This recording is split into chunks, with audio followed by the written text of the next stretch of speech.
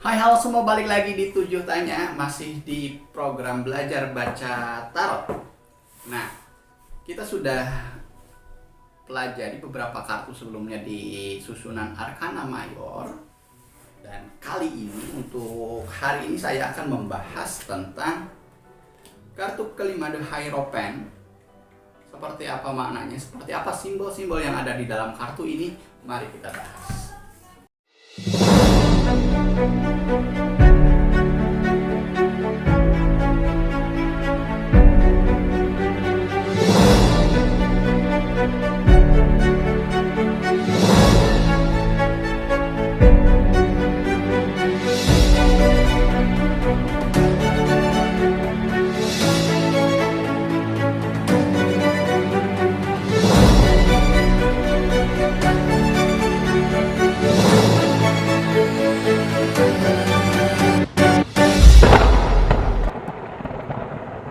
Oke teman-teman, jadi kali ini kita akan membahas kartu The Hierophant ini.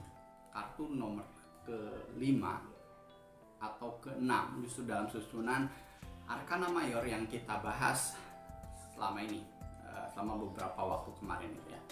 Mulai dari kemarin sudah ada The Fool, Magician, terus The High Priestess, terus juga ada The Empress, ada The Emperor, dan kali ini The Hierophant. Kalau secara, kita langsung aja ya. Kalau secara gambar, kalau secara simbol, mari kita lihat. Nanti saya tampilkan juga. Di sini, ini adalah semacam sosok pendeta atau sosok yang dituakan dalam agama atau yang diagungkan dalam agama. Artinya ini adalah semacam petinggi-petinggi agama gitu ya. Jadi yang dihormati dalam hal agama, terus juga pokoknya ini semacam pendeta agung. Kalau kita yang pernah lihat tayangan semacam Kerasakti kayak gitu, kita bisa melihat biksu tong, tapi ini lebih tinggi lagi kedudukannya karena di sini juga kita lihat ada gambar dua biksu juga gitu. Nah, otomatis kalau misalkan dari segi penggambarannya saja ini sudah menggambarkan sebuah kebijaksanaan, terus juga kebenaran dalam tanda kutip, terus juga keimanan, kepercayaan, juga terus kewenangan, bahkan ini berkaitan dengan spiritualitas. Nah, kita bisa bandingkan dengan kartu sebelumnya, ada The High Priestess ya. Ini sosoknya lebih ke female. Nah, ini male-nya atau ini lebih maskulin, mewakili maskulinitasnya gitu, mewakili kelakiannya gitu. Jadi ini sosok pendeta agung. Nah, di bawah sini ada dua biksu juga, menandakan bahwa orang ini orang bijak yang nasihatnya didengarkan orang. Dia mempunyai kebenaran, bahkan tidak terikat oleh The Emperor sekalipun. Tidak ada kaitannya dengan raja atau juga dengan kekuasaan. Ini lebih ke agama, spiritual. Jadi orang-orang seperti ini melepaskan dirinya dari keduniawian. Mereka lebih cenderung ke spiritualitas, hal-hal yang bersifat ilahiyah, terus juga pencerahan seperti itu. Sosok-sosok seperti ini biasanya dinantikan nasihat-nasihat, bahkan oleh sosok emperor sekalipun gitu. Ketika kartu ini keluar, ya berarti bisa jadi Anda membutuhkan kebijaksanaan atau membutuhkan nasihat-nasihat dari orang yang memang bisa dipercaya, mempunyai wawasan yang luas, mempunyai ilmu yang tinggi gitu. Jadi kita butuh pendampingan orang-orang seperti ini. Atau bahkan kondisinya saat itu justru Anda dibutuhkan nasihat-nasihatnya untuk orang yang memang membutuhkan Anda. Begitu ketika kartu ini keluar. Tetapi kebalikannya, ketika kartu ini dalam arti sebaliknya, kartu ini berarti bahwa nasihat yang selama ini Anda pegang atau petunjuk yang selama ini Anda pegang itu kurang tepat, kurang bisa dipertanggungjawabkan begitu. Jadi Anda berjalan selama ini dalam keadaan yang gamang, tidak napak begitu. Jadi perjalanan Anda butuh di refresh lagi nih. Itu. Nah, kita lihat simbol-simbolnya. Ini 2 biksu tadi, berarti 2 biksu di bawah sini ya, di bawah situ. Itu berarti orang ini memang didengarkan. Nah, selanjutnya juga kita lihat mahkota.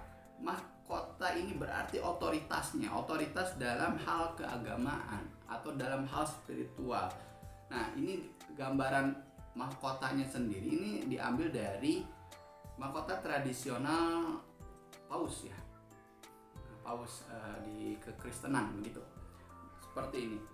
Tiga tahap atau 3 tingkatnya juga melambangkan ya ketuhanan sendiri. Jadi mereka punya wewenang untuk menentukan kebenaran dari sudut pandang spiritualitas begitu. Dan berikutnya kita lihat juga ada 2 pilar. 2 pilar ini sama ditemukan di kartu sebelumnya ini. Kalau ini merah. Kalau ini hitam dan putih. Nah, kalau ini warna abu-abu, apa ini?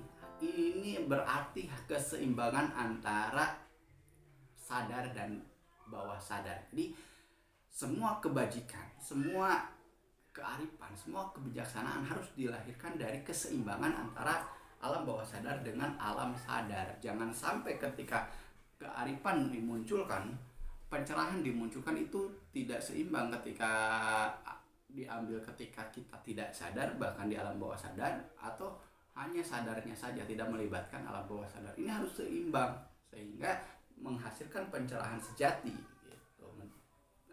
Melahirkan hidayah untuk orang yang memang membutuhkannya begitu. Berikutnya tadi pilar udah, mahkota udah, ini ada juga tongkat dengan 3 staf lagi ya. Berarti kan kita dalam hidup ini harus punya pegangan, harus punya panutan, harus punya prinsip. Ini prinsip yang dipegang di tangan kirinya, terus juga tangan kanannya melambangkan pemberkatan berarti universalitas atau hal yang bersifat melibatkan semua begitu. Jadi selain kita punya prinsip dalam hidup ini, kita juga harus humble. Kita harus bisa menyesuaikan diri, menyesuaikan di mana kita berada, menyesuaikan di mana kita bertumbuh, menyesuaikan di mana kita hidup begitu. Kartu ini mengajarkan arti-arti seperti itu. Nah, pada akhirnya kebenaran-kebenaran yang disampaikan itu juga kebenaran yang memang kewenangannya terhadap agama atau spiritual begitu. Terus juga kartu ini juga melambangkan sebuah tradisi. Misalkan ketika kita membicarakan tentang jodoh begitu, terus kartu ini muncul, bisa jadi ada hal-hal yang berkaitan dengan tradisi yang tidak bisa dilangkahi begitu. Misalkan untuk menikah saja, tradisi agama ini atau tradisi suatu daerah itu harus begini, harus begini, harus begitu gitu. Dan ada tradisi-tradisi yang memang tidak boleh kita langkahi begitu. Berikutnya ini kunci di bawah sini. Ketika kita sudah mendapatkan kebenaran, ketika kita sudah mendapatkan pencerahan, kenapa setiap konten saya ini selalu jatuh? Harus jatuh lagi. Setelah kita punya kebenaran, di bawah sini ada kunci. Ini juga melambangkan kunci surga. Nah, setelah kesesuaian antara sadar dan tidak sadar, kita bisa menemukan kunci surga ketika kita sudah. Kunci surga ini tidak mesti surga gitu kan. Ini bisa jadi menuju kebahagiaan, menuju ketenangan dalam jiwa kita gitu kan. Dengan kebijakan, dengan kebajikan, dengan kearifan, dengan kebijaksanaan hidup ini kita bisa mencapai kebahagiaan ataupun ketenangan dalam hidup kita. Seperti itu. Nah, terakhir kita lihat ada gambar di pakaian yang dikenakan oleh pendeta biksu ya. Biksu ini ada mawar dan bunga lili.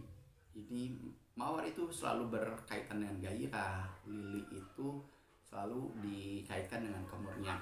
Jika digabungkan ini berarti satu kedewasaan mental, satu kedewasaan manusia itu bisa menyelaraskan tadi antara kemurnian dirinya dengan gairah-gairah yang ada di alam dunia, yaitu yang diambil dari godaan, dari juga hambatan-hambatan. Ketika semuanya bisa diselaraskan, maka kunci kebahagiaan ada di tangan kita. Begitu kartu ini. Secara kalau diartikan per simbol, seperti itulah kartu ini. Nah, bagaimana ketika kartu ini keluar atau ketika kartu ini menjadi bagian dari bacaan? Nah, tentunya kita praktekkan di kesempatan-kesempatan lain. Oke, saya ajakin itu saja untuk simbol-simbol dalam kartu kali ini. Semoga bisa menambah wawasan, dan kalau misalkan video ini berguna ya boleh di subscribe, boleh di like, boleh di komen. Kalau enggak juga enggak apa-apa. Oke, saya Dede ini, sampai jumpa di episode-episode berikutnya.